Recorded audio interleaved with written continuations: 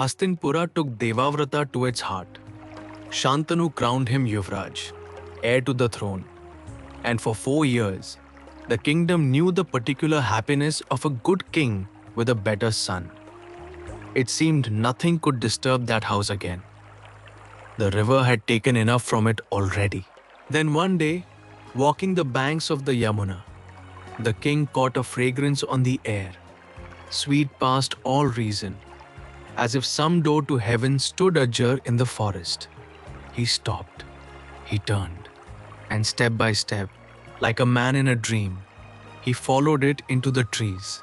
The scent led him to a young woman so lovely she might have been carved from the morning itself.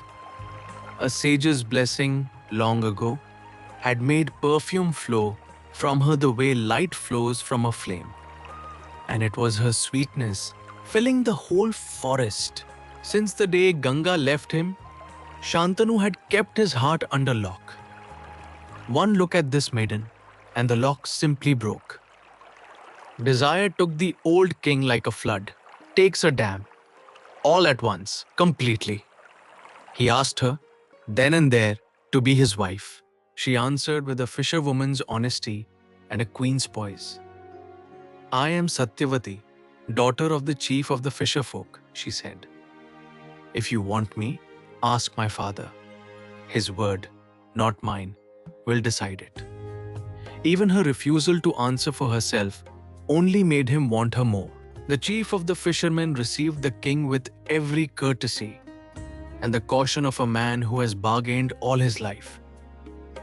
My daughter must marry someone, he said, and who is worthier than you.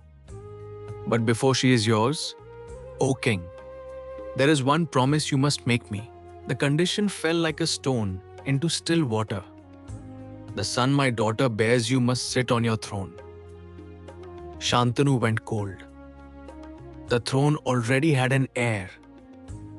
Devavrata, godlike, blameless, beloved.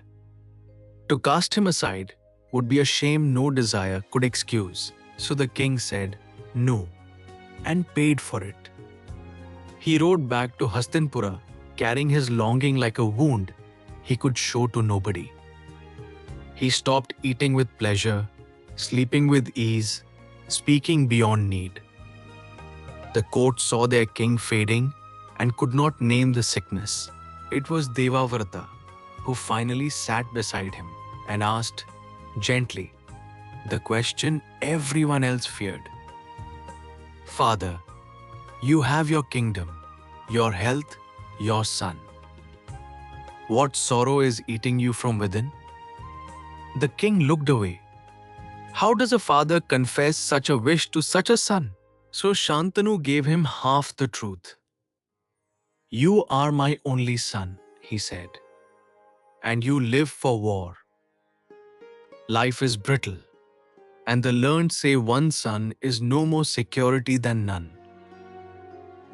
If anything befell you, our line would end with you. And that thought gives me no rest. Devavrata heard the words and heard, beneath them, something unsaid. He went quietly to the king's charioteer, the man who goes everywhere and is noticed nowhere, and asked what had really happened. And so he learned of the Yamuna, the fragrance, and the fisherman's impossible price. Devavrata did not go to his father. He went straight to the fisherman's village, prince to commoner, and bowed. Give your daughter to my father the king, he said. Whatever stands in the way, tell it to me. The old chief studied the young man for a long moment. You are what stands in the way, the fisherman said, not unkindly. You are the crowned heir. My daughter's son would be born a servant to your glory. Make her son the king after Shantanu. That is my price, and I know no prince alive would pay it. Devavrata paid it on the spot. Then hear me, he said, raising his hand.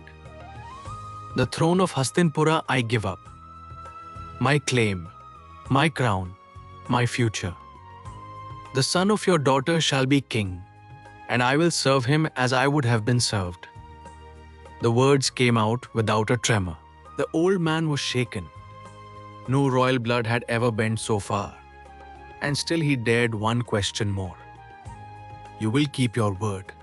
Prince, I believe it. But your sons, they will be lions like you. When they come of age and see their father's stolen birthright, who will hold them back? Then Devavrata gave the answer that would echo through every age of this story. He lifted his arm to the open sky. No woman shall ever be my wife, he vowed. No child shall ever call me father. I bind myself to unbroken celibacy until death. There will be no sons to claim anything, the sky itself responded. Flowers drifted down out of the empty blue, and unseen voices rolled across the river, like thunder made of praise. Bhishma, Bhishma, the terrible word won. From that hour, Devavrata had a new name, earned at a price no one has paid before or since. Then Bhishma himself led Satyavati to Hastinapura and placed her hand in his father's. Joy returned to Shantanu like color to a sick man's face. But watch him closely. This king, receiving his bride from the son who had just burned his own future so that his father might smile. Satyavati bore the king two sons, Chitrangada and Vichitravirya, and in time each would wear the crown in turn. The dynasty had its heirs. The fisherman had his king's grandsons. The vow had done its work. And Bhishma stood guard over it all, asking nothing for himself. From Vichitravirya's line would come Dhritarashtra and Pandu. From them, the 100 Kauravas and the 5 Pandavas whose quarrel fills this epic.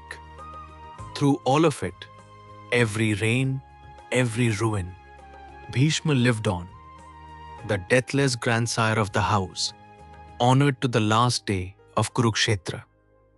His vow would be tested sooner than anyone guessed.